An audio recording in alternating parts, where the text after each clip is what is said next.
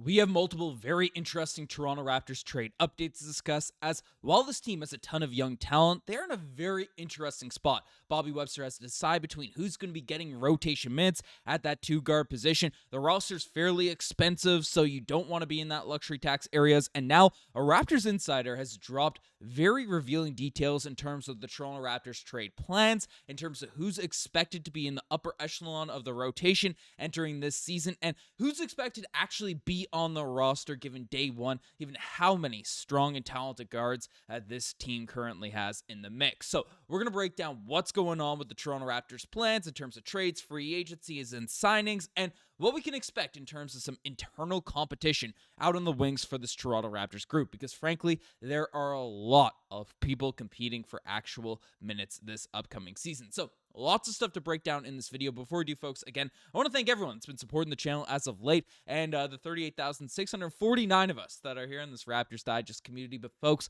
we are on that goal, on that mission to hit 40,000 subscribers very, very soon. So make sure you guys hit that sub button if you're enjoying the daily Toronto Raptors coverage and don't want to miss a single thing going on with this Toronto Raptors team. But let's dive into the news, because frankly, there is a lot of stuff to dive into. The biggest name that's been brought up this entire offseason has been RJ Barrett. Is he getting traded? Is he not getting traded? What's happened with the new president? Are they going to trade RJ? Steve Nash comes in as the president of basketball operations. He's RJ Barrett's godfather, so there's no world. Of course, the president stuff, things can switch on a dime depending on who the Raptors hire for that specific role, but we do have an update in terms of expectations regarding RJ Barrett and how he's viewed as expendable and all those types of things. So let's start with this from Ryan Wolstad, saying that RJ Barrett is mentioned as expendable mostly because of his contract and the busy situation on the wing. However, I don't think Barrett will be moved until the new year at the earliest. So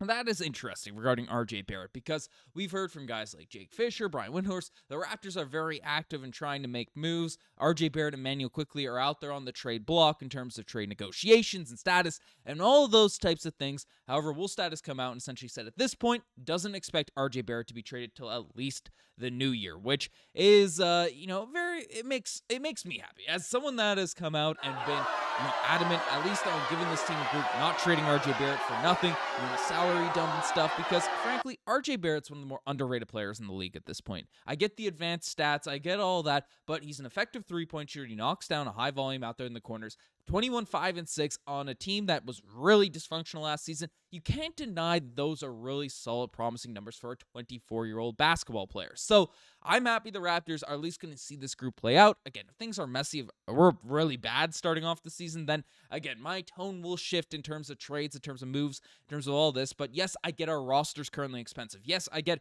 we have a ton of guards and all that at this point here right now. But this core group actually makes sense. There's some roster balance, and if people can stay healthy, I am very, very interested to see how competitive this team is, actually trying to get some wins, not trying to, come out there and, capture the flag as we were all of last season, right? Being competitive out there on that front. This is a roster that I'm actually fairly excited to watch next season. So that's an interesting timeline on RJ Barrett, but that's not the only update that we had, as basically also in terms of staying on the two-guard topic, we have some updates in terms of who's going to make the final roster spot. So Jared Roden has already been cut, and the Canadian Lawson, AJ Lawson, unfortunately, might not be far behind, though I like his scoring punch that he provides. So what's going on here? Well, the Toronto Raptors, if we look at their roster in terms of, makeup, in terms of structure, in this list, and, it's all I could screenshot, but there's about 2 roster spots left, and, in terms of the mix, and we just signed Mamu Keldashvili to the end of the roster, and then we also have Jameson Battle's contract that's going to get guaranteed in the coming days, assuming he doesn't, have a catastrophe out there in Summer League or something along those lines. So basically, the Raptors have that sort of one last final roster spot to be playing with, at that two-way position. So currently, AJ Lawson's on an unguaranteed contract going into this year. You could see the red, him and Colin Castleton fighting for those, final roster positions. So AJ Lawson's a guy that I really liked, how he closed out the season, some of the big nights he had, averaged 9 points per game, 3 rebounds, 1.2 assists, played really solid defense, only shot 33% from the three-point line and 31% in corner threes, but had some nights where he really, really exploded from out there from the three-point line. Of course, I'm biased. I like my Canadians out here on the roster, so A guy that has some 3-and-D upside, has had some good moments across his NBA career, and I'd be very interested in having on this team at the back end of the roster. But of course, it's when you have that log jam at that shooting guard position, you only have that one spot in terms of the two-way position open. It's going to be tough, and there's going to be a lot of competition out there during this year's summer league for who's going to be making those final couple roster spots. Battle will be fighting, to get his contract guaranteed, and even if he gets that contract guaranteed, there could be some adjustments and some changes in terms of who's going to be going where and all that. So Lawson, looking, according to Ryan Woolside, is going to be the odd man out here in this position, which is, difficult for Bobby Webster because he did show a lot at the back half of last season. I thought he'd be a guy that could be on this team for a multi-year contract. So interesting stuff there, but we also have some more updates of competition battles for this group, as I do expect at least one of Ochai Agbaji or RJ Barrett to be traded for a big man or a point guard at some point down the line, but that's more of a luxury tax reasons than roster balance. Testing the market on Gradey Dick also isn't the worst idea to me, but they still believe he is a very strong and has not shown anything close to what he's capable of. So essentially, there's some tricklings, some rumblings about Gradey Dick's market, but, nothing's firm on that. But essentially, Ryan Woolside is expecting either RJ Barrett or Ochai Agbaji to get dealt to avoid the luxury tax. And that's a very, very tough position for this team to be in. Of course, this will probably, as he mentioned, happen down the line for this Raptors group, coming around, the new year to see what they really have, see how these guys are doing, see who's worth what contract, because Ochai is on a very reasonable contract here at this current moment, but an extension will be coming for Ochai Agbaji very, very soon. I imagine he's not going to, the team will be interested that picking up that option, but, Ochai, I'm not sure is going to be interested in that sort of deal there at just $8 million with how effective he is from the three-point line, how effective he is on defense. And,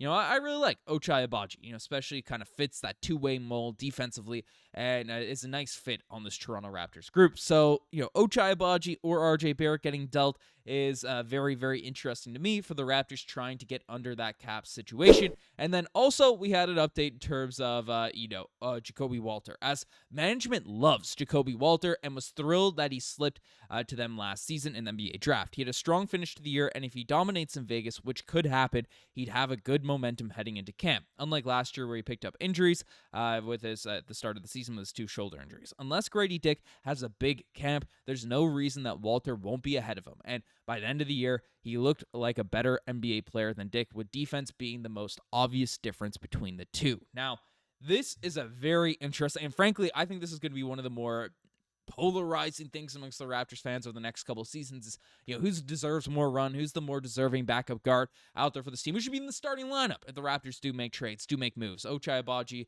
Gradey Dick, or Ja'Kobe Poeltl. And, if, of course, Ochai Agbaji just talked about how he could potentially get moved, but Gradey Dick and Ochai Agbaji, or the Ja'Kobe Poeltl discussion is very interesting because overall Dick had the better season last year, but didn't deal with injuries at the start of the season and stuff and had more of an opportunity. So 14.4 points per game, 3.6 rebounds, 2 assists. He shot 35% at the three-point line and 34% out there on corner threes. He's 21 years old. Had showed some spurts as a really effective, hustler, rebounder, even though he does get blown by at the point of attack on defense at times. But we know Gradey Dick takes some tough shots. He's one of those spot-up shooters that can shoot at a high volume and stuff. And Ja'Kobe Poeltl, while the overall season stats aren't as great as Gradey Dick's, he's a year younger, averaged 9 points per game, 3 rebounds, 1.6 assists, 35% of the three-point line, basically the same shooting percentages out there from the three-point line, is a bit better of a defender, and really showed flashes at the back 2 months of last season that he could be elite. Now, one thing that does have to be taken into consideration is the Raptors were playing much weaker competition at the back half of the year than they were at the front half of the year when Gradey Dick really had his great moments. He dealt with injuries at the back half of the year. Ja'Kobe Poeltl was healthy at the back half of the year. So it's a really, in my opinion, all up in the air in terms of who's going to be in what order in the pecking order starting next season, but I definitely do not want to see Ja'Kobe Poeltl buried on there on the bench. Certainly not Gradey Dick as well. So it's going to be a very interesting development to bring up to follow in the coming weeks. So let me know what you guys think about all of this in the comment section down below. You guys have the best thing as far as subscribe to the channel if you guys haven't already. Anyways, I'm signing now. Cheers.